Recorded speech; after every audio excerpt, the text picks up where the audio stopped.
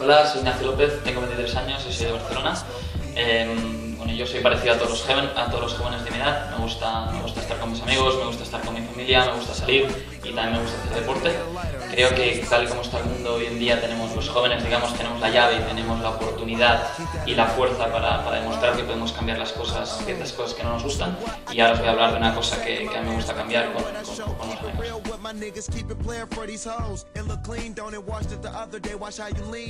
¿Qué necesidad cubre nuestra ONG? Como sabéis, en todo el mundo hay muchísimas personas, muchísima gente, muchísimas familias que ven la oscuridad, que se aglomeran en las grandes ciudades, que se tienen que construir sus propias casas con materiales muy débiles, en los cuales no pueden ni tener una ventana. Pues por ejemplo, encuentran 4 maderas, un poco de asbesto y zinc y se pueden hacer una casa. Entonces estas personas durante el día no tienen ninguna luz.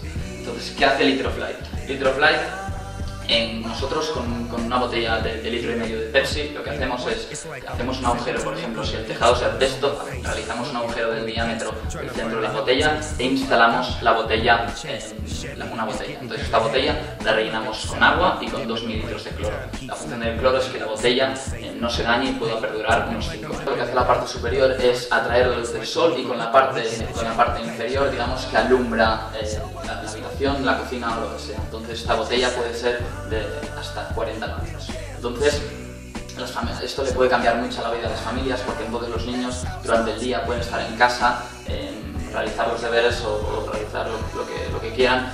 Las familias también pueden cocinar con luz, etc.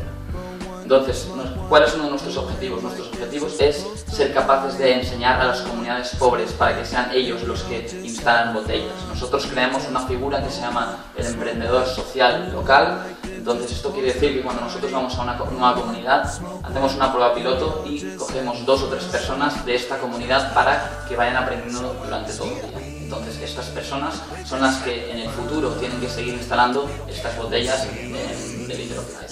Estas personas, digamos, que crean un pequeño empleo, porque estas botellas, estas personas, con cada botella que instalan, reciben un dinero de las familias.